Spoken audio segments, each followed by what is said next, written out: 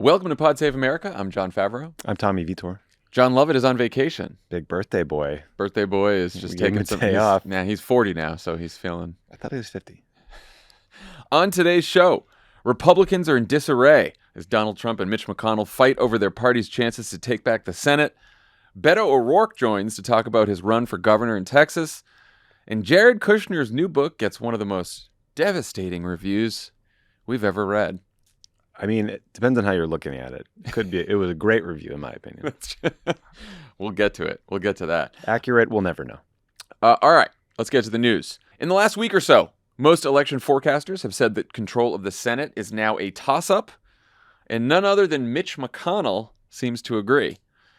Here's what he recently said to an NBC reporter, quote, "I think there's probably a greater likelihood the House flips than the Senate.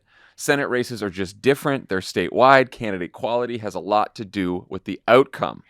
On Sunday, Donald Trump truth to truth in response. Is there an easy way to find his truth? Obviously, I'm not signing up for truth, but does someone retweet his truths full time? Yes, I'm getting a nod from Andy. Yes. I noticed like people pluck up some of them out. There was like an account, there was like a bot account that was doing it, but then I think Twitter shut that down because it's like their whole point was to get rid of Trump. The spirit of the law. Yeah, so you still sort of rely on reporters to just give you the truth once in a while. But it's like, I want to get those truths all the time. Full-time truths. I want my truths. How far we've come on this issue. Anyway, here's this particular truth. Why do Republican senators allow a broken down hack politician, Mitch McConnell, to openly disparage hardworking Republican candidates? He should spend more time and money helping them get elected and less time helping his crazy wife and family get rich on China. Rich on China. Okay. This is his former transportation secretary. Yes. He was talking about. For all 4 years. Elaine Chao. Yeah. So I guess he turned on her because she remember she called on him to resign. She opposed the insurrection. Yeah, she opposed it. She opposed the violent insurrection. So that was that. Right. Yeah. All right. Why do you think Mitch said that? I mean, it seems to me, correct me if I'm wrong, John, but roughly translates to don't blame me if the Democrats keep the Senate. Blame Trump and the idiots he recruited. That's what I heard. Because Mitch McConnell doesn't just say things. Don't blame me. Yeah, it's very... He doesn't... He's pretty calculating guy. Oh, that's one thing you can say about Mitch McConnell. Every word. He could have easily said, I feel good, or we'll see what happens in November. In fact, showing even that little bit of insecurity about the outcome is very unlike him. Very unlike him. He wants to hang this around Donald Trump's neck if they lose. And he wants to blame him specifically for the candidates he has endorsed in the Senate primaries, who are now, most of them, nominees. Herschel Walker, Blake Masters, Dr. Oz, Adam Laxalt. These are all Trump candidates. Yeah, I think these comments are probably the most directed at Dr. Oz down in Pennsylvania and Herschel Walker in Georgia. But Mitch McConnell is also probably not happy about his super PAC having to spend $28 million worth of ads in Ohio to help out J.D. Vance. And J.D. Vance has been critical of McConnell personally. He called him out of touch with the base, which is fun. In 2022, that means, I guess, too old to storm the Capitol. Also, Eric Schmidt, the Republican candidate in Missouri, and Blake Masters have also both suggested that McConnell should no longer lead the GOP. So I don't know. I wonder if Mitch isn't liking the vibes. Isn't liking the vibes. Yeah, you probably don't get a... If they did take the Senate, I bet you don't have a critical majority of Trumpers that would throw out McConnell. But it'd be uncomfortable for McConnell. Yeah, it's getting annoying for him. Do you think McConnell's right in what he said? He's absolutely right that candidate quality matters. I think his full quote was like, maybe we'll tie, maybe they'll win it by a couple, maybe we'll win it by a couple. So like he's absolutely right. Quality matters. And I think you're seeing that in some of these numbers, especially Herschel Walker, or Dr. Oz, who are just fumbling their way too. Yeah. Well, and one reason that we know candidate quality matters in Senate races is that we've seen Republicans miss a chance to retake the Senate in 2010 when obviously Republicans did really, really well in the House and took back the House. It was a horrible year for us being in the White House as Democrats. Yeah, that stunk. But they had horrible candidates. And in 2012, they had a chance too, and they blew it because they had candidates like Todd Akin in Missouri, Richard Murdoch, Sharon Angle in Nevada, Christine O'Donnell. For those of you who don't remember Christine O'Donnell, she was running for the Senate in Delaware, and for Dan's seat, yeah. And one of her ads, she had to come out and say, "I am not a witch." Yeah, that was a thing that happened back in 2010. Well, Maybe not historic first. It probably happened in like the 1600s, but those were different times. Yeah, Todd Aiken had some despicable comments about rape. Horrible human being. Yeah. Richard Murdoch did as well. There was in abortion. There was two candidates that were saying horrible things about rape and abortion. You know what's great? I don't even remember who Richard Murdoch is. He ran in Indiana, and he's Rupert's could have, friend? Indiana Republican state, and didn't win. Good. So it's happened to Mitch. It's happened to Mitch McConnell and the Republican Party before, so they think it could happen again, even when the political environment is better for Republicans. So Shane Goldmacher at the New York Times reported last week that the National Republican Senatorial Committee recently canceled $10 million worth of planned advertising in Pennsylvania, Wisconsin, and Arizona. What'd you make of that story? So there's actually been a bunch of very interesting, fun stories about the NRSC, the National Republican Senate Committee, and their spending. So the New York Times said they had cut $10 million in ads. Politico said they had cut $13.5 million in ad cuts. And then later in that, I think that same paragraph in the story said, but a Democratic source said it was 10. Just sort of like a bitchy little aside pointing to what the New York Times sourcing was. But Politico has, since August 1st, the NRSC has cut ad buys in Pennsylvania, $7.5 million. Cut off the top. Arizona, $3.5, Wisconsin, $2.5, and Nevada, $1.5. So it's hard to know exactly what's happening here because there's so many different committees and so much money sloshing around.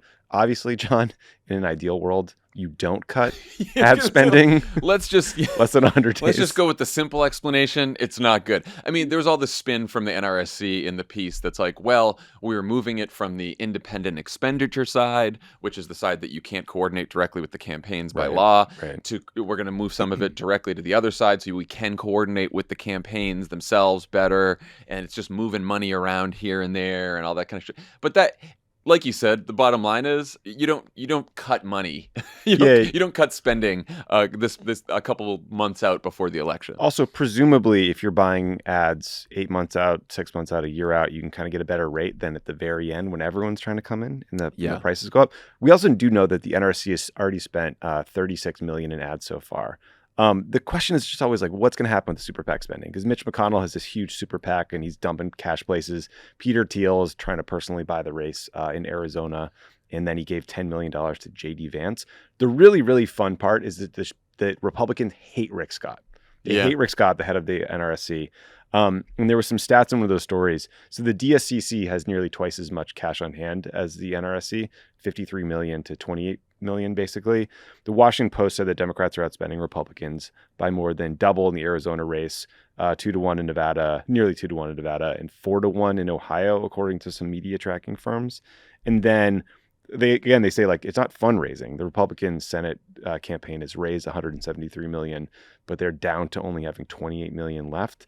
And they also pointed out that Rick Scott cut and released an ad featuring him, like himself saying some of the most unpopular things a Republican could possibly say. So it's just I don't know what it'll mean for the election. The consensus clearly is the NRSC is poorly run and a terrible organization. You also just have to assume that Trump constantly fundraising with these email alerts, and I was going to bring that up. He's got to be siphoning off some cash. Of course he is. It's so funny that Donald Trump is doing his like best fundraising ever, especially like after the FBI thing too. He's not on the ballot. The NRCs, they're having.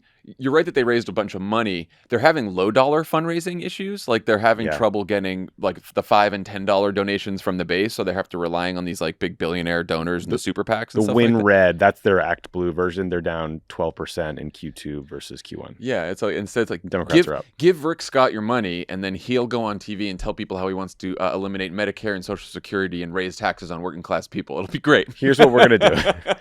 It's gonna be awesome. Imagine the most unappealing man you can possibly think of, just like Lord Voldemort in a hat for some reason, and then give him awful ideas that everyone give hates. him the worst polling ideas that you thought were buried in the Mitt Romney Paul Ryan campaign in 2012. Put him on TV. But we'll bring him back for millions. That's what we're going to do. That's the plan. Now, lest anyone worry that Republicans are strapped for cash, the Times followed up with the story Monday that this 90-year-old manufacturing mogul I had never heard of named Barre Side.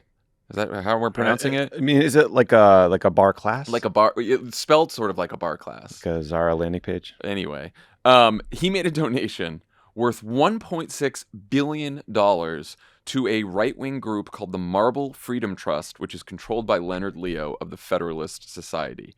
How alarmed were you about this story? This is one of those stories that's like, it's so complicated and confusing that it's easy to get lost. Let me give you here's what you need to know.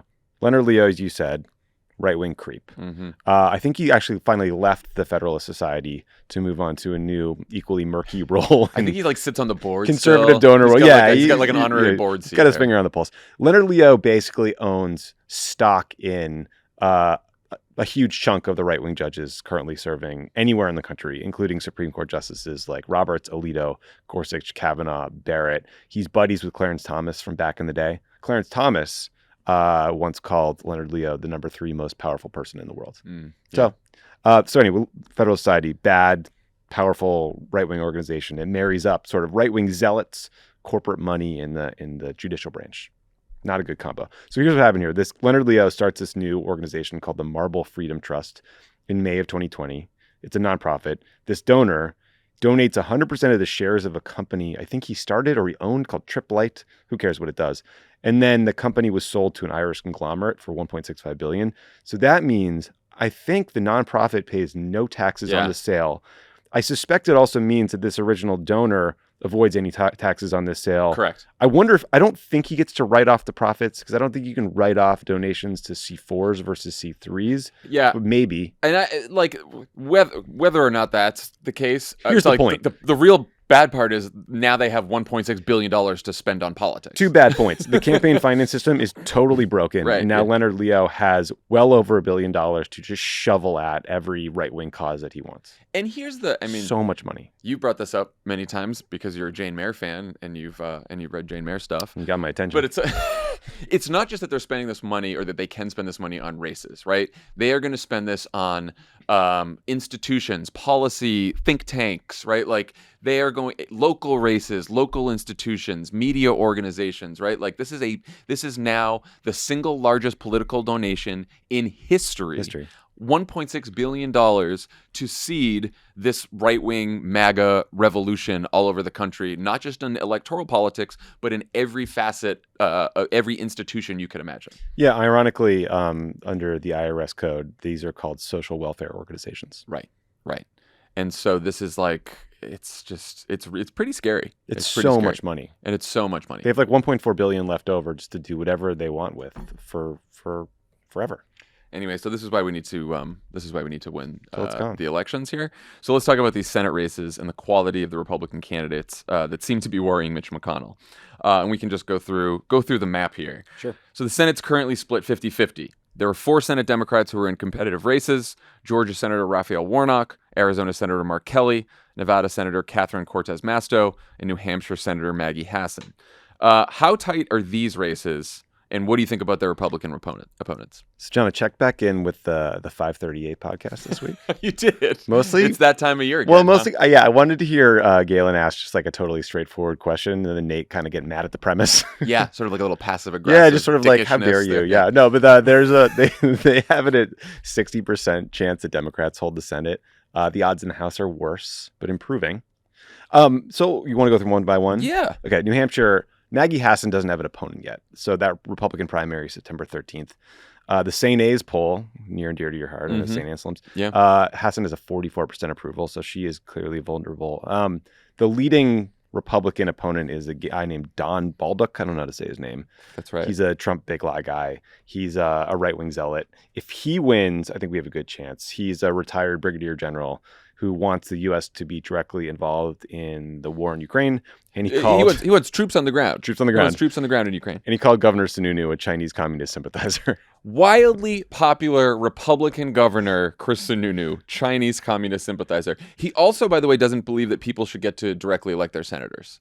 Okay. He wants to repeal that. He wants to repeal the 17th Amendment. Is he one of these "we're a republic, not a democracy" guys? He wants the state legislature to pick the senators. So your last vote is for Don Bolduc, and then that's these guys are all worried about majority rule. For you can figure out why. Always scary when just these right wing crazy zealots are former generals in the military. That doesn't make me feel good. Yeah, I think a lot of sort of the Republican establishment in New Hampshire is a little worried about him. Well, obviously, Chris Sununu is not a fan. Governor Sununu is not a fan. They of this want guy. the state Senate president. Yeah. So that's no, but I think you're right. Like if he ends up in winning that primary and he isn't leading it right now, then I think Hassan has a much better shot. Yeah, she's probably much more of a lean Dem or likely Dem. Yeah. Should we go to Georgia? Georgia, I mean, Warnock versus Walker, you guys know. I mean, 538 has Warnock up a couple points, like 46.2% to Walker's 44.4%. This is a hard one. I mean, look, Herschel Walker is a terrible candidate, but there's also this big statewide governor's race. I think everyone's going to be turning folks out. The question I have is, I mean, I guess the Democratic Party's path to winning the Senate seat is either higher Democratic turnout or Republican split ticket voters, a combo of both. I don't know. It could happen. Herschel Walker is terrible. You know, we did a whole game about Herschel Walker and Brian Kemp in our Atlanta pod. We had all kinds of Herschel Walker greatest hits. There's a new one now that we just got over the weekend. He was asked about the Inflation Reduction Act, and he said, "I don't know. A lot of money. It's going to trees. Don't we have enough trees around here?" A lot of money is going to trees. And it's like, what was he thinking about? Like a rake. He doesn't like raking. What was going on up there? That was Trump's, by the way, that was Trump's climate plan. That was to like plant 1 trillion trees or something. Well, literally. That's awkward for him then. I mean, anyway, whatever. It's, no, I think, look, so I did for the wilderness, I did focus group in Atlanta. It was a focus group of black voters who had voted for Joe Biden and now either aren't sure who they're going to vote for or whether they're going to vote. It was sort of an upsetting focus group. These people everyone I talked to there was very down on politics for a lot of good reasons, you know, hate Brian Kemp. So it's not like they voted for him, but like weren't too happy with Joe Biden. But when I talked about Herschel Walker, I was like, anyone maybe going to vote for Herschel Walker? What do you think of Herschel Walker? They were like, he is stone cold fucking crazy. Absolutely not. That makes me feel better. Yeah. And they're not like super happy with Warnock, but they're all like, if we end up going to vote, we're going to vote for Warnock and we're going to vote for Stacey Abrams. Look, there's a real anti-incumbent thing going on, I think, across the country. Yes, for sure. But Walker was not. Yeah, but no one liked Herschel Walker. Good news. All right, so then we go to Arizona, Mark Kelly and Blake Masters. Yeah, I mean, so I think the polls have consistently had Mark Kelly ahead, including some Republican polls. Masters is a fairly recent nominee, so he hasn't had a lot of time. I don't know. Look, Kelly's a great candidate. He's got a lot of cash. He's an astronaut. I'm just worried. It's a wacky state with a wacky Republican Party and Carrie Lake running for governor on the Republican side. I'm a little worried about it. You know, I think that Kelly, the average of the polls right now has Kelly much further ahead than I thought he would be. He only won the state by, it was like 2.5 points in 2020. And that was just 2 years ago. Yep. And now the average has him around, 8.3. But he's running ads about Masters, doesn't mention Trump, doesn't mention Peter Thiel, doesn't mention all this, like basically just has two of his quotes. One, Blake Masters saying maybe we should privatize Social Security. And the other saying that he wants a nationwide ban on abortion, no exceptions, and calling abortion demonic. Yeah, I mean, look, maybe that's all he needs. I know it's a very like old school feeling election of issues that have been important in elections for decades. Yeah. So hopefully that'll work. And then you got Mark Kelly running an ad with a Republican mayor endorsing him, saying, "Oh, he's good with Republicans and Democrats," which I know like probably makes some liberals uncomfortable. But it's like state like Arizona, Mark Kelly's been with Democrats and voted with Democrats and voted with Joe Biden every step of the way, unlike his colleague, Kirsten Sinema. I do remember. He's been a great Democrat. So that's how you win Arizona. Catherine Cortez Masto in Nevada. So 538 has her at 45%-ish, him at 41%-ish. But Trafalgar, remember those guys, the Republican polling firm who did a better job, I think, of reaching Trump voters back in the day, had Laxalt up 3 in their most recent poll, and it makes me worried. I would say of the 4 Democrats up, I'm most worried about the Nevada race. Yeah, I am too, because of the demographics of the state, the challenges of incumbency. She's running on very local issues. She's running on like, we got drought relief funding and the Inflation Reduction Act, which a great message, hopefully. And the other issue that she's been running on is abortion, because, we just talked about demographics in Nevada, and it's been sort of inching towards the Republicans over the last several years. But Nevada is a very pro-choice state. And so she's been really hammering this issue. And I also think she's suffering from like people don't know. She doesn't have a high profile in the Senate, right? Catherine Cortez Masto. But you got Adam Laxalt, the Republican there, believes in the big lie supporter. Yeah. He's called Roe v. Wade a joke. Dan Pfeiffer called him the Connor Roy of Nevada political dynasty. I like that. And then sure enough, Catherine Cortez Masto came out with an ad where she basically has music that's like the Succession music, all about Laxalt, and she calls him like son of a DC lobbyist. He was kicked out of an elite school. He was arrested for assaulting a cop, but he still got back into another elite school. And she just basically the whole ad is like Dan calling him Connor Roy come to life in an ad. I love it. No, I saw that ad. It was a good ad. It's pretty good. Yeah. But I think that's going to be, if you can help volunteer and help out Catherine Cortez Masto, that's going to be sure. super important because I think that's a real tight one. Yep. All right. So if one of these Senate Democrats lose, we'll need to flip a Republican seat to hold the Senate. If 2 lose, we'll need to flip 2 and so forth. Our best chances for flips are in Pennsylvania, where John Fetterman and Dr. Oz are competing to fill retiring Republican Pat Toomey's seat, and Wisconsin, where Lieutenant Governor Mandela Barnes, is running against Ron Johnson. Look, Dan and I talked about Oz and Fetterman last pod. Tommy, do you think Dr. Oz is feeling good that the debate has now moved from his crudité outing to how many houses he has? I mean, the worst candidate I've ever seen so far, Dr. Oz. I've more own goals than a 6-year-old soccer game. Mind you, I mean, you guys didn't mention this because his opponent had a stroke. Yeah. He was literally off the playing field for months. I mean, Dr. Oz could have been running on the state, owning every news cycle for months and months and months. Just unbelievable. Instead, he was owned by the news cycles. Look, the media likes a comeback story. People aren't paying attention. I feel good. Having 10 houses is, good for him, I guess. But not knowing how many houses you have or trying to draw a distinction between how many homes you own and how many properties you own, that's called just digging your own political grave. John McCain famously got asked, how many houses do you own during the 2008 race?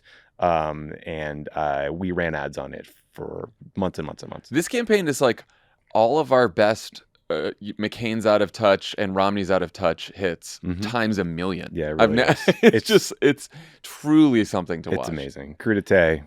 It's just been. Tell me, I saw you got some. I guess you got some credit. Finally, the credit you Mm-hmm. deserve on lifting up the Crudité video. There was a BuzzFeed story that said that noted that you did. You tweeted it. Oh, but really, I did not see that. Yeah, from Elijah. It's you and Elijah. Really, I don't think tweeting deserves a lot of credit, but I'll give Elijah. In this case, you should take props to Elijah there for finding that. Yeah, so they have now moved. A lot of the forecasters have moved Pennsylvania from a toss-up, which Pennsylvania should always be a toss-up. It is an incredibly close state, but because Oz is such a bad candidate, and to the Fetterman campaign's credit, because Fetterman is such a good candidate, they've moved it to lean D in a lot of these forecasts. They've done a really good job. I mean, again, it's so impressive what Fetterman's team has done. Yes. Because he has been unable to campaign. And in the past, Fetterman, I think, has been kind of like a one-man band going everywhere and meeting with everyone, his own turnout, his own field program, right?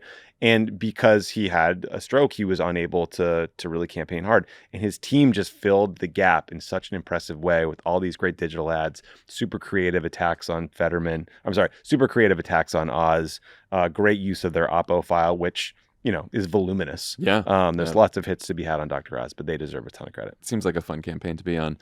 In Wisconsin, there's only been 2 polls since Mandela Barnes won the primary. The Fox News poll has him up 4. Marquette has him up 7. Both pretty good quality polls. And, I think both had him at 50% or higher. That said, John, Wisconsin polling too. The biggest, most disastrous polling this is in recent know. history. I don't even want to think about it. There's also a big governor's race and a great state party in Wisconsin. But as you said too, that there's an anti-incumbent mood out there, and you have Ron Johnson who's just been sitting around. They elected Ron Johnson thinking like, oh, he's sort of a independent-minded businessman that will go to Washington or whatever, and he just has become a fucking Trump lackey. Yeah, and a conspiracy theorist and says all kinds of crazy shit all the time. He sucks. So, hopefully Mandela Barnes can pull that out. All right, so there are also 3 other races where Democrats have a chance at flipping Republican seats. Tim Ryan versus J.D. Vance in Ohio, Val Demings versus Marco Rubio in Florida, and Sherry Beasley versus Ted Budd in North Carolina. How much of a long shot do you think these are? I think the short answer is I don't know. I want to add one more, which is Iowa. We got Admiral Mike Franken running against Chuck Grassley, who's 140 years old. 140. Franken had an impressive Navy career. He spent a bunch of time in Eastern Africa taking out terrorists, right? The guy was born and raised in Sioux City. I think he was like one of like 9 kids, still lives there. So also an interesting race that we should keep an eye on. Ohio is a really hard state. Trump got 53% in 2020. But Tim Ryan has raised 7 times the amount of money that J.D. Vance has so far. J.D. Vance, you might have noticed, is a weirdo and kind of a schmuck.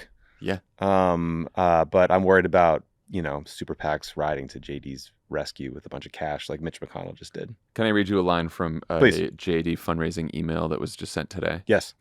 At this point, if I don't do a complete 180 on the fundraising front, not only will I have to possibly shut down my campaign, but Republicans may never win another race this year. That is, wow. There's fundraising emails are bad in general, both sides, Democrats, Republicans. That is one of the that's really taken it to a new level. I just imagine J.D. Vance turning the sign from open to closed on the window. That's it. I'm done. You made me shut down my campaign. Look, I've been skeptical of this because Trump won Ohio 53-45. That's a big margin. It's a lot. It's a 8 big points. That means has to be a lot of Tim Ryan, Donald Trump voters. Yep. People who voted for Donald Trump who vote for Tim Ryan this time around. A lot of them for Tim Ryan to win. Now, but even as I explain this to my in-laws and Emily's family and friends from Ohio, they still say, "Hey, we believe." Can I call them Buckeyes, or does that offend them as not sort of Ohio State or Columbus people? I don't know if we should be getting into this as two people who are not. Okay. I'm not that. Got it. I can't speak for them on that. Tweet it. But I'll tell you, there's a lot of people in Ohio who have a lot of faith in Tim Ryan that he can pull this off. All right. And so I've started to believe. The one that I really want to believe in is North Carolina, because 538 has Sherry Beasley and Ted Budd tied. She's crushing him in fundraising. I think it's 2-1 as of the June 30th filing. And I just, in my soul, I want North Carolina to be a blue state. Yeah. Obama and Kay Hagan won statewide in 2008. I don't really get what happened since. Yeah, I think what happens is in the Trump era, they turned out just so many rural, exurban white voters who had never turned out before, or who just didn't usually turn out before. And so even though it's a diversifying state and it was trending towards Democrats, sort of the Trump era brought it a little bit, just put it out of reach, which was unfortunate. But Sherry Beasley is a great candidate. We interviewed her here, and like I said, it's tied right now. So yeah. Look, I'm rooting for her. Florida, listen, Florida, you've broken my heart so many times that I just can't let you back in. I want Val Demings to win. I think famously we hate Marco Rubio. What I wonder about Marco Rubio is he sits around his house and he puts on his little athleisure outfits and his goofy hats, and he records little videos that are just poorly lit, and everything about him screams, "I give up. I don't want this job." Yeah, well, the only satisfying thing about Marco Rubio is he'll never be president of the United States, and that's what he's wanted more than anything. So it's comforting to know that he'll never achieve that, but I'd also like him to not be in the Senate. He's a JV Ted Cruz. But there's 200,000 more Republicans, registered Republicans, I think, in the state than Democrats. So that's just I think Florida's going to be a hard one. It's tough. But here's the thing: all of these races, the Senate, is very much up for grabs here. Democrats can hold on to the Senate. We could even add to our Senate majority. We've said this before too. Forget about holding on to the Senate. You get 2 more senators than we have now, who are pro-choice, anti-filibuster, and not only could we codify Roe v. Wade, but you could do a whole bunch of other stuff that we couldn't get done because of the filibuster if we also if we also are somehow able to keep the House, which is a longer shot, but who knows. Yep. So anyway, go to votesaveamerica.com, sign up for Midterm Madness. There are also some voter registration deadlines coming up, and we're working at Vote Save America with the team at Vote Pro Choice. They have a plan to turn out 600,000 new likely Democratic voters in some of the states we've been talking about and we'll be talking about with Beto: Texas, Michigan, Georgia, Ohio, and North Carolina. They want to do this by November. For every $2 raised, our partners at Vote Pro Choice can register a pro-choice voter. So every $2, they can register another voter. Head to votesaveamerica.com/VPC right now to chip in and sign up for Midterm Madness if you haven't yet. Yeah, please. What are you waiting for? When we come back, Beto O'Rourke. The presenting sponsor of Pod Save America is Simply Safe. A vacation isn't truly a vacation when you're stuck worrying about the safety of your home. When you're relaxing by the pool, you want the peace of mind that someone's looking out for your home 24/7. It's true. That's what Simply Safe's whole home protection is for. Mm-hmm. With 24/7 professional monitoring, Simply Safe's agents call you the moment a threat is detected and dispatch police or first responders in an emergency, even if you're not home or can't be reached. Simply Safe's monitoring agents are highly trained to help keep you calm and safe during stressful situations, staying on the line with you until help arrives. Simply Safe's affordable plans start at less than $1 a day with no long-term contract or hidden fees, because feeling safe at home shouldn't break the bank. Lovett set up a Simply Safe himself. Yeah. And he seems to be extraordinarily safe. He's so and safe that he secure. didn't come in today. and he says he can turn it on and off from his phone. Pundit likes it, apparently. Pundit's a endorsed huge it. fan. I don't know. Huge It sounds like a endorsement. good It's a tough product. endorsement to get. Customize the perfect system for your home in just a few minutes. It's simplysafe.com/crooked. Go today and claim a free indoor security camera plus 20% off with interactive monitoring. Go to simplysafe.com/crooked. Pod Save America is brought to you by Aspiration. What if I told you there was a new product out there that can tackle your negative impact on our climate just by using it once a day? It sounds helpful. There is, Tommy. Believe it or not, it's actually a credit card. Introducing the Aspiration Zero credit card. So many of us are terrified about the climate crisis, rightly so, but we don't really know what we can do or where to start. You can get solar panels, buy an electric car. Those are all good things to do. There's everything from laundry detergent made out of corn cobs to toilet paper made from bamboo. We might be selling some of that bamboo toilet paper ourselves. That's right. These are all worthwhile products, but if you switch to the Aspiration Zero credit card, you can crush your negative carbon footprint just by using it daily. Aspiration Zero is the first credit card that fights climate change by planting trees with every swipe. That's a good idea. The way it works is simple. With an Aspiration Zero credit card, you plant 2 trees with every purchase you make, and 2 trees soak up about the same amount of carbon dioxide from the air as the average American puts out every day. Crush that carbon. Crush it. And along with the reward of knowing that you've turned buying a latte into a way to do your part to save the planet. Wow, this is really targeted towards liberals, huh? Yeah. You get other kind of green reward too, cash. Unlimited 1% cash back on all your monthly purchases when you hit carbon zero for the month. That's cool. It's a nice little goal. Nice. Thanks to people like you, Aspiration's made a huge impact. They've already planted 75 million trees. Wow. That's a lot of trees. A lot of trees. Make your dollars make a difference. Apply for the Aspiration Zero credit card today and earn a $300 welcome bonus after spending $3,000 in the first 90 days.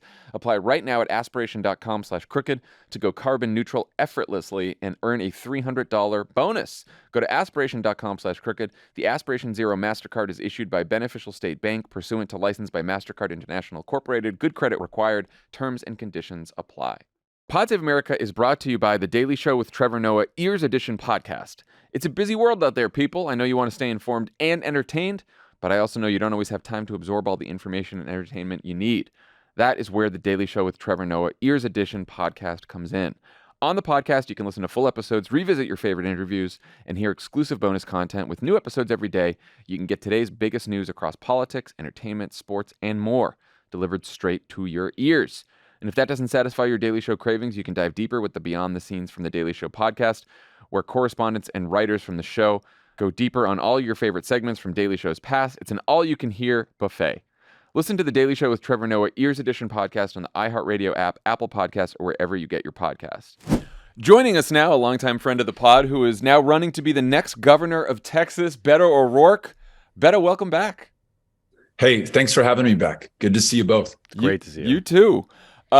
You ran statewide for Senate in 2018 when Democrats had the wind at our back. You came closer to turning Texas blue than any candidate in decades. Now you're running for governor in a political environment that's much tougher for Democrats. What lessons from 2018 are you applying to this campaign? What's different about this race, and what's different about you as a candidate? So there are a lot of good lessons. Going everywhere, making sure that you talk to and listen to everyone, write nobody off, take no one for granted. That was a big takeaway for me from 2018. And it's something that we're applying to this race as well. And so you'll certainly see us in Houston and in Dallas and in Austin and the kinds of places you would expect a Democrat to be, because I want to make sure I'm not taking anyone for granted. And within those reliably blue, as we're told, counties, we're trying to go to places where maybe Democrats haven't shown up because they've just taken these voters for granted. And oftentimes that's black and brown voters in Texas. But going to places like Greenville or Madisonville or Quanah, Longview, Texarkana, even Lubbock and Amarillo, bigger communities that have voted Republican for the last 20 or 30 years, showing up and seeing that there are a lot of Democrats, but also a lot of Republicans and independents who are looking for something better, and often having more people than we have space in the halls that we've rented, shows me that there is a deep demand for change in the state of Texas. That holds true from what we saw in 2018, only much bigger this time. In terms of changes, a mistake I made in 2018 was assuming that everyone understood Ted Cruz and just how dangerous this guy was, or that they had just formed their opinion on this guy. They loved him or they hated him. And there was just going to be little that I could add to that. I now realize I left a lot of votes on the table. There are people who are working 2 or 3 jobs to make ends meet. They're taking care of their kids or their parents. They're just not plugged in the way that maybe I'm plugged in or you're plugged in politics. And the candidate, me in that case, needed to do a better job of prosecuting the case on Cruz, just the loss that we were suffering from having this guy as our junior senator. In this race with Abbott, I'm making sure everyone knows that when the lights went out last February and more than 700 of our fellow Texans died, when your utility bills went up as a result, $45 a month more than you were paying before that, one of the largest drivers of inflation in the state of Texas, your property tax increase up $20 billion cumulatively over the last 7 years across the state of Texas.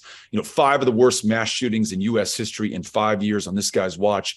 This is Greg Abbott's Texas. The extremism on a total abortion ban with no exception for rape or incest, turning his back on law enforcement and signing a bill called permitless carry that did away with our license to carry program. So no longer must you get a background check or proficiency in the firearm that you want to carry on our streets. You're just free to go out there fully loaded, with the public none the wiser or the safer for it. I want to make sure every single Texas voter knows that this is Greg Abbott. And by contrast, we can focus on the big things that bring us together, world-class public schools, expanding Medicaid so that you can actually see a doctor in the least insured state in America, reversing some of this extremism on abortion and our gun laws, and then just doing stuff that invests in some of these communities that have so long been overlooked or forgotten because Abbott thinks he's got them in the bag, so he doesn't have to show up or deliver for them. Broadband internet is a great example across Texas. We invest in that as an infrastructure, as a technology, as a utility. We will unleash extraordinary economic power. So that's a big difference from the way I ran in 2018, and yet allows us to build on that base that produced the largest voter turnout in Texas history since 1970, had the largest young voter turnout probably ever. It was up 500% from the previous midterm election. And though we didn't win, a lot of Democrats got over the line that night in 18. 12 new state house reps, 2 new members of Congress that flipped control of that institution. And in Harris County, home to Houston, 17 Black women got elected to judicial positions. So that was a transformative election. We held all of that ground, John and Tommy, in 2020. We didn't lose a single seat or position. We didn't gain as much as I think we should have in 2020, but it shows that base is solid. Now we get to build on top of that. Yeah, I mean, listen, I think win, by the way, and win. Hey, winning sounds great. I mean, I think no one would ever accuse you of not working hard or not showing up or not going to all these places. Thank God Joe Biden got these gas prices under control, or else your campaign would be literally bankrupt. Let's talk about gun control for a minute, because this past summer, Congress in Washington, they passed the first gun control law in decades. And I think even the authors of the bill would concede that they wish it did a lot more. But I was wondering what you made of that law, especially given how extreme Governor Abbott is pushing for permitless carry, which sounds like, the worst idea I could ever imagine. But, Senator Murphy and some of the other sponsors of the bill, their theory of the case was basically, let's prove this, let's pass this law, let's get something done on a bipartisan basis and prove that the NRA can't make us pay a political price and then try to build on that success. I wonder if you agree with that. Yeah, I'm so impressed with Senator Murphy and others who worked on that. But this guy has been so persistent over the last decade and never been deterred, never despaired, never gave up. and I think is proving that progress is possible, and is the first to say what he's been able to bring to the table and get the president to sign is wholly insufficient to the challenge we face. And yet it's proof that this work pays off, and it's one step among many we have yet to take. I think that is not lost on the people of Texas, on the families in Uvalde. We're now 13 weeks since 19 kids were slaughtered in that classroom along with their 2 teachers, kids whose bodies could only be identified by the shoes that they were wearing, doctors who saw those kids afterward and talked about how that high impact, high velocity round literally liquefied the soft tissue that it met in their bodies or in their heads. Those families, and they are Republicans, they're Democrats, they're folks in some cases who've never been politically engaged before, to a person, want us to take action and make change and ensure that no other family has to go through what they are experiencing right now and what they'll frankly live with for the rest of their lives. So that was some cause for hope for us here in Texas, because you're right. Abbott may have only made things worse after Sutherland Springs and Santa Fe High School and Midland, Odessa and El Paso, and now Uvalde by signing permitless carry into law. But there's an answer to that, and that is all of us. We can change the person in power and have someone who will work on things like at least raising the minimum age of purchase from 18 to 21. That mayor in Uvalde who had words for me when I showed up at that press conference the day after that shooting, he and his council members unanimously sent a letter from the Uvalde City Council to Greg Abbott saying, hey, please call a special session and just raise the minimum age. No reason this guy at 18 years old could buy not one, but 2 AR-15s, hundreds of rounds of ammunition, perfectly legally, send off such signals that his friends called him the school shooter before he ever walked into the school. Jesus. We can do better than this. So to show that common ground between Republicans and Democrats demonstrates that this is possible, but we're going to need political leadership that will do this. Abbott's called a special session to go after trans kids, to go after critical race theory, to make it harder to vote in Texas. Cannot be bothered to call a special session to save the lives of kids. And most kids in Texas have already started the 2022-2023 school year, and literally not a thing has changed to make it less likely that they'll be shot in their classrooms, just like those kids in Uvalde or Santa Fe High School or so many others across the state of Texas.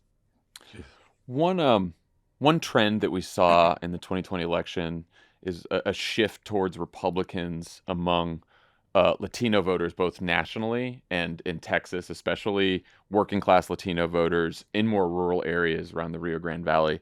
What are you hearing when you go to some of those communities? Because obviously one issue is people who just haven't voted before. Another issue is people who had voted for Democrats, but decided I'm going to now vote for Republicans. And what do you hear from those voters, and what are you saying them what are you saying to them to persuade them to give you a shot? When I ask and when I listen, whether here in El Paso or down in the Rio Grande Valley or along the Texas-Mexico border, it is overwhelmingly the economy. Now, I'll give you an example. In the Eagle Ford Shale, if you have one of those great oil and gas jobs, you are making $60 an hour. If you don't, you're on food stamps. Donald Trump in 2020 had an incredibly powerful, simple, compelling argument. It was just jobs. And specifically, it was oil and gas jobs in South Texas. Biden, unfortunately, did not have a message, at least not one that was heard in South Texas. There was no money spent by that campaign. And Republicans showed up and they were hungry. And Democrats literally, this was 2020, it was a pandemic. And so I understand the excuses, but Democrats literally phoned in the work. Republicans were on the door. They were hungry. They really wanted this. And regardless of ideology or partisanship or any other thing, and all those can be important, I always give it to the gal or the guy who's going to work harder than the other person. I've shown up now 7 times in the Rio Grande Valley, as you all know, not the easiest part of Texas to get to. I show up to do big public town hall meetings, all comers welcome. No holds barred. Anyone ask any question, ask it in English, ask it in Spanish. Talk about the things that are most important to people. And when we do, we make connections on the economy, where Greg Abbott shut down all trade on the U.S.-Mexico border for more than a week earlier this year. And it just hammered the shit out of these communities, these import-export businesses, literally their traffic dried up and moved to New Mexico and to Arizona. 2/3 of the produce that we consume in Texas was on those bridges, literally just rotting in the back of those trucks. That's not lost on those voters there. But to the point I was making earlier about prosecuting the case, I can't just assume that people will make those connections. I've got to be there to say, hey, Greg Abbott did this to your community. And here's what I propose to do that's different. Not only am I going to support U.S.-Mexico trade, we're going to raise the minimum wage from $7.25, where it still is today, to $15 an hour. We're going to expand Medicaid because you live in the least insured part of the least insured state in America. We're going to make sure that we invest in your public schools because your teachers and counselors are making a fraction of what their counterparts across the nation are making. I believe in you. I'm going to invest in you. I've heard you. We're going to partner with you and follow your lead. And it really does seem to be paying off. For whatever polls matter today, not only are we polling better than Abbott in these communities, we're polling better than Biden did in 2020. And though he did worse than Clinton did in those communities, he was doing far better than he's doing now. So that's a fairly low bar that we've passed. Now we really just have to build on it. And that's why I'm going back on the 1st of September to Edinburgh and to Brownsville. We've just learned, I hope, as a party, you just can't take anyone for granted. No one's yours for life, regardless of how they voted before, the color of their skin, any other identifying characteristic that would differentiate themselves from anybody else. You got to go out there and fight for them. And so the only way I know to do it, maybe not the most sophisticated way, is to show up in person, be there, listen to folks, and try to earn that vote. And I think that's what we're doing.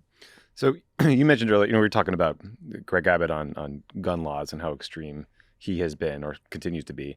The other, extreme policy position we've been hearing about from Texas for a while has been anti-abortion activists passing these draconian bills.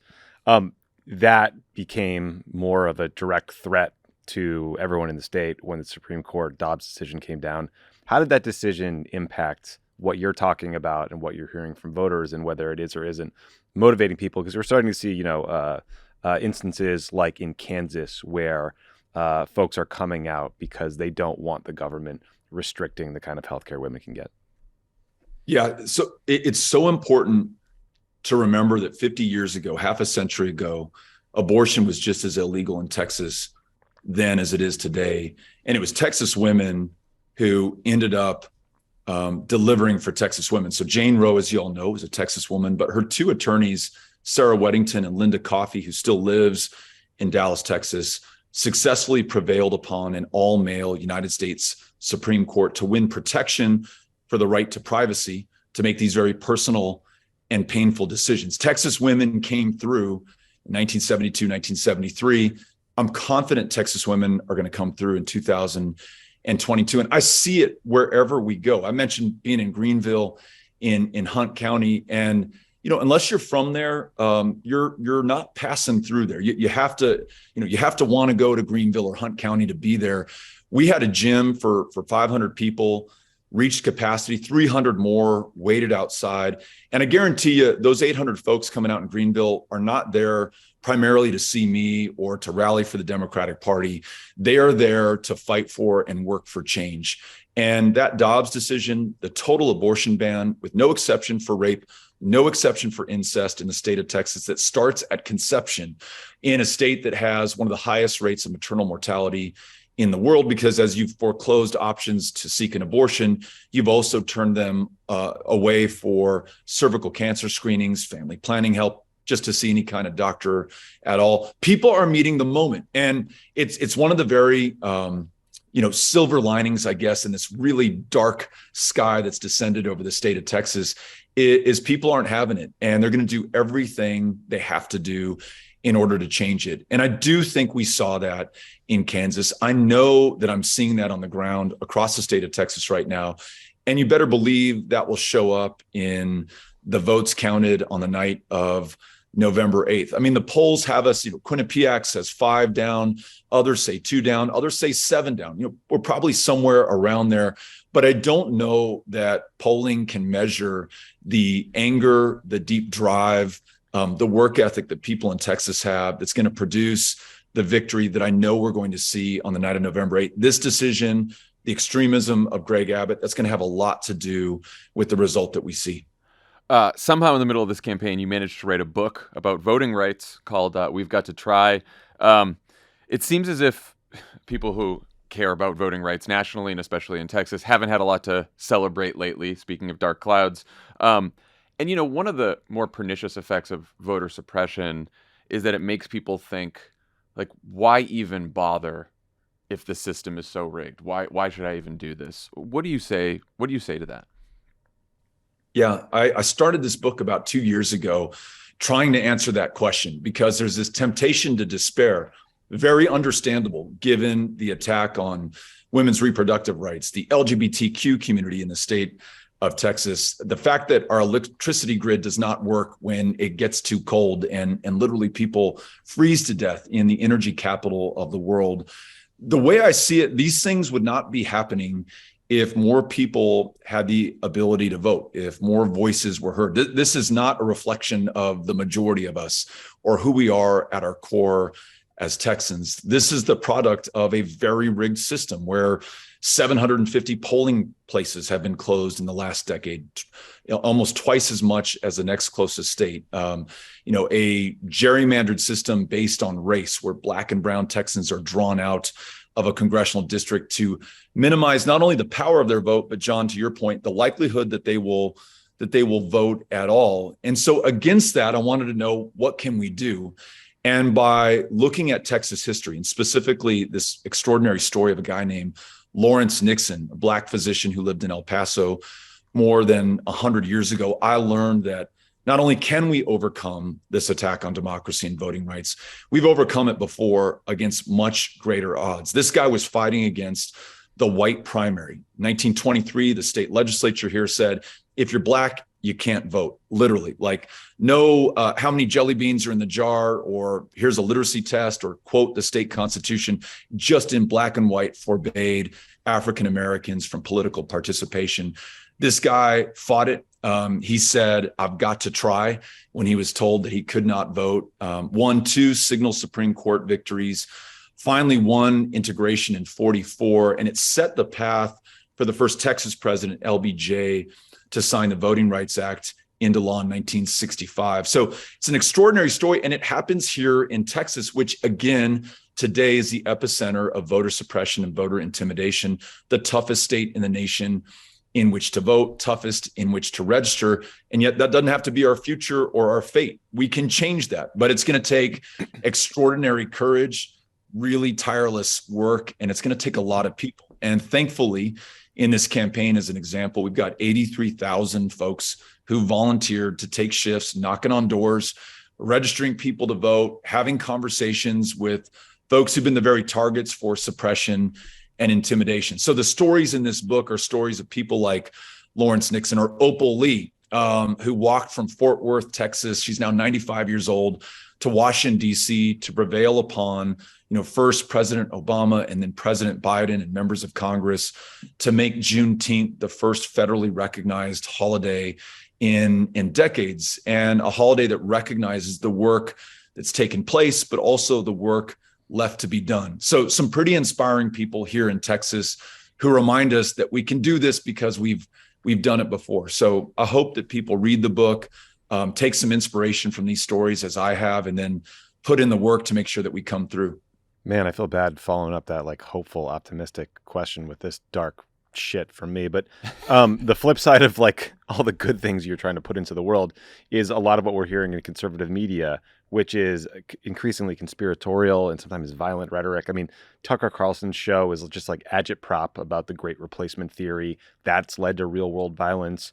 Trump's inspiring his supporters to attack the FBI, both rhetorically, and then someone actually took him up on it in Ohio. I see videos of your events where you're out there on the road. You're trying to talk to people and bring people together, but you also have folks showing up with AR-15s, maybe to protest, maybe just to kind of be intimidating.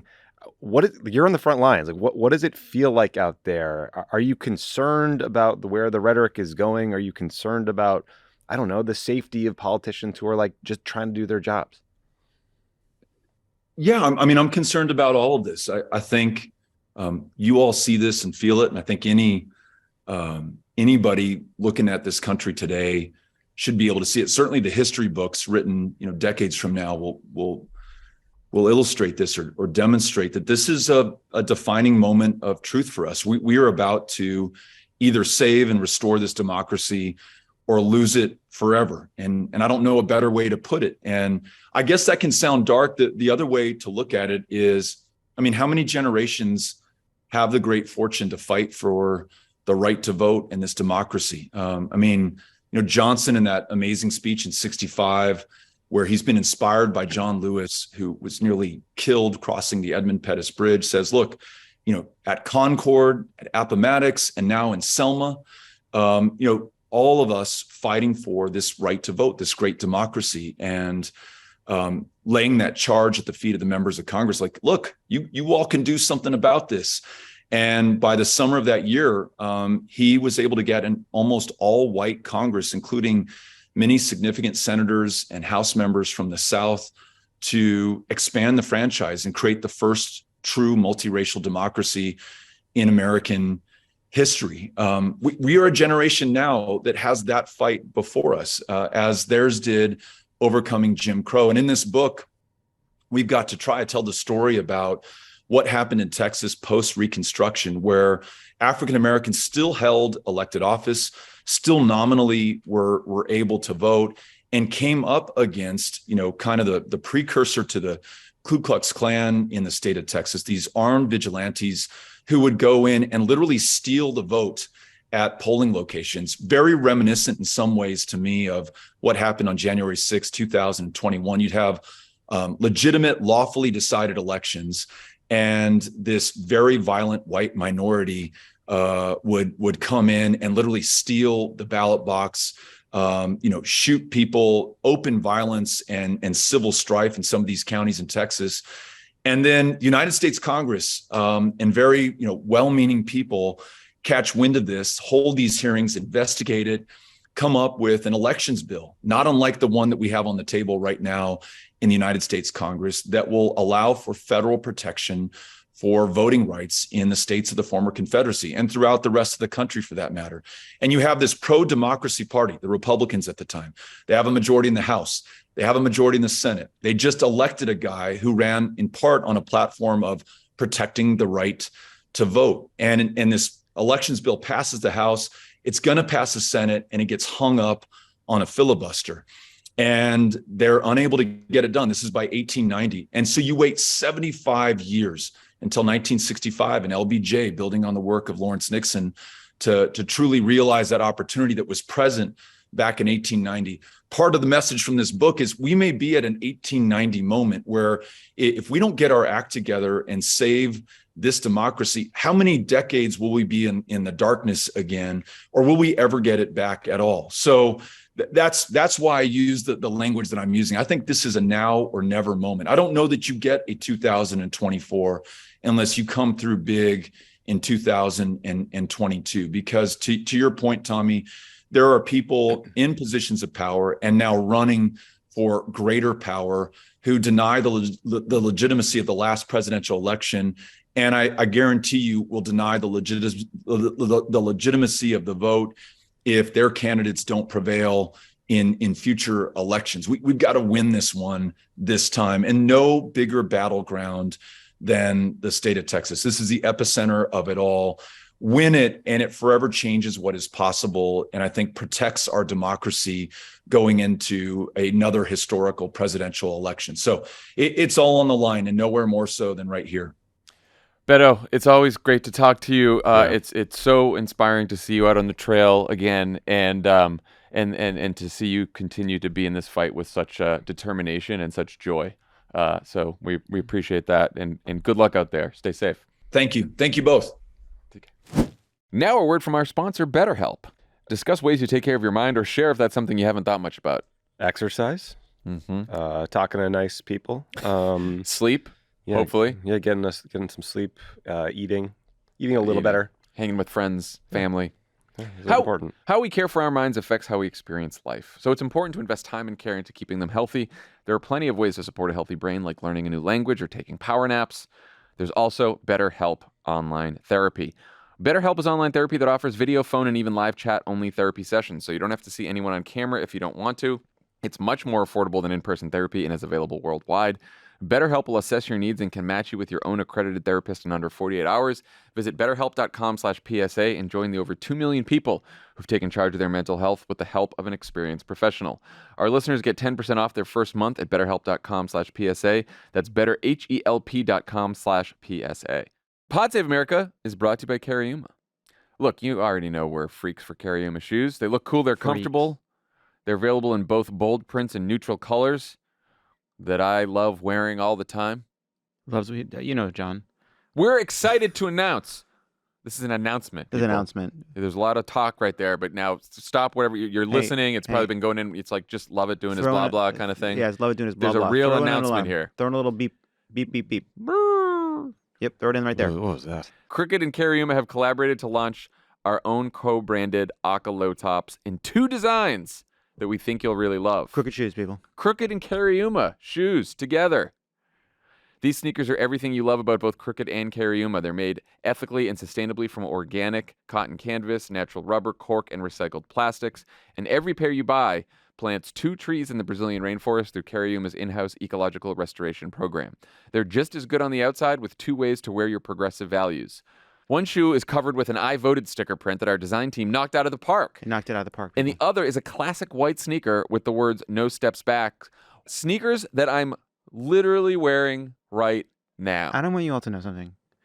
It doesn't seem like it would be hard to come up with a pithy slogan that you could put on a shoe that would carry a message we like, but that wouldn't be cringe. And I just want a lot of people went through a lot of different options. No steps back. I'm wearing them. When we heard now. No Steps Back, we're like, I can't believe we nailed it.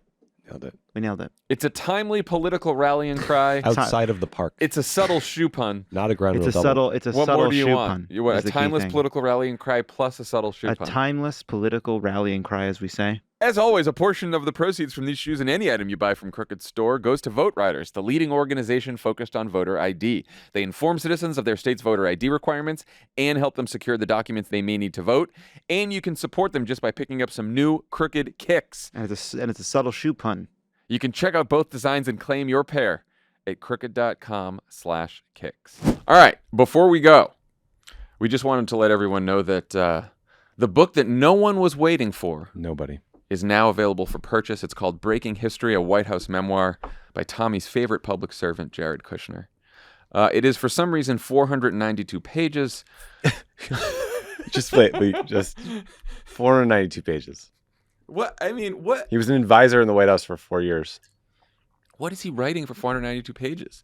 It's received one of the worst book reviews I've ever read in the New York Times, which called it soulless and then goes on to say, Kushner looks like a mannequin and he writes like one.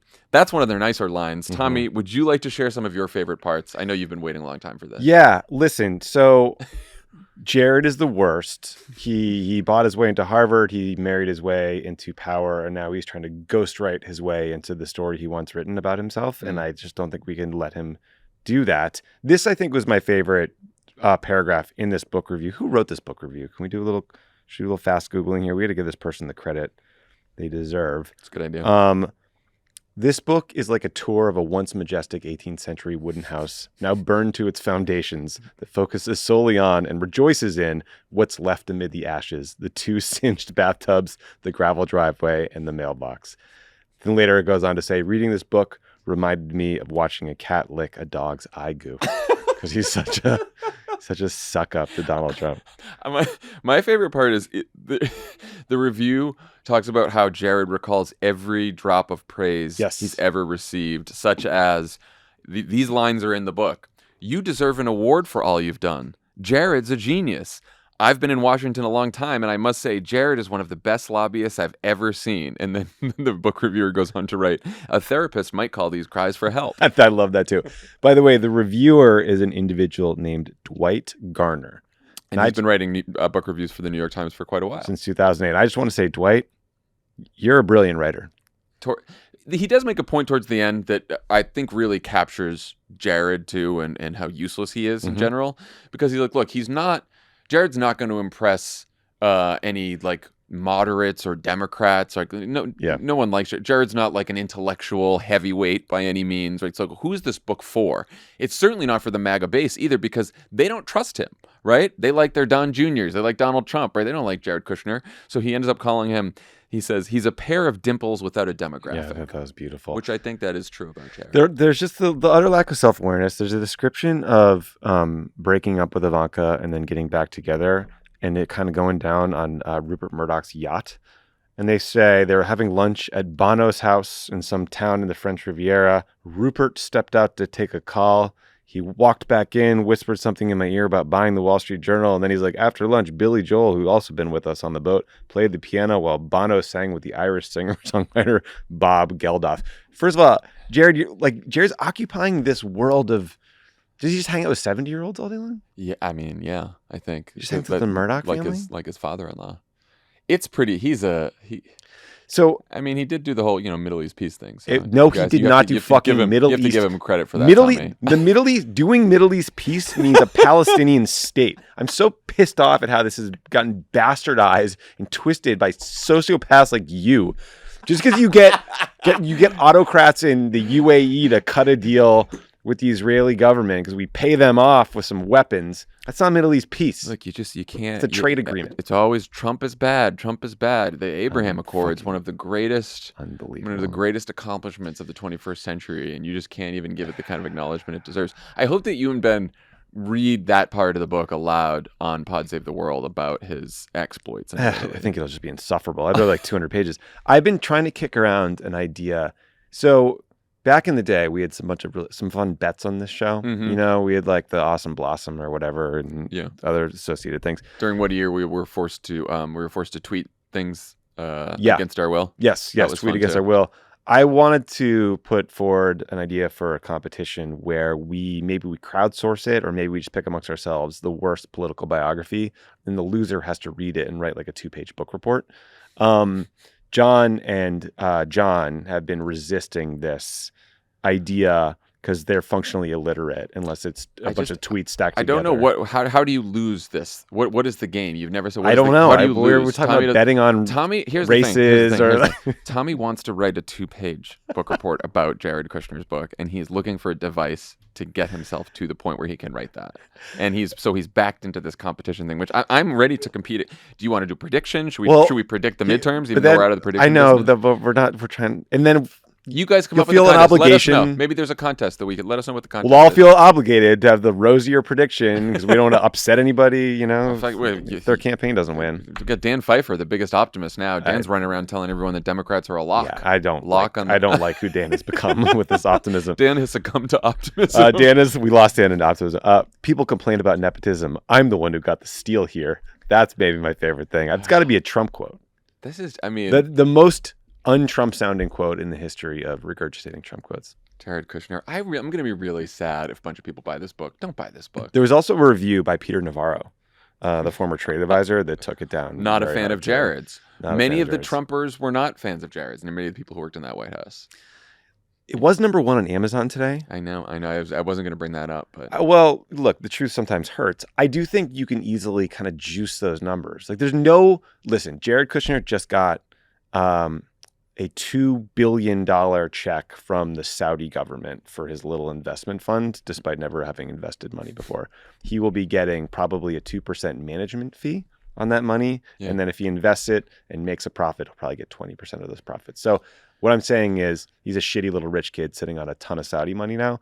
I would be shocked if Jared didn't buy himself or have someone buy for him a couple thousand copies of this book just to stuff in a, we talk garage. About, we have authors on this show. We push books on this show.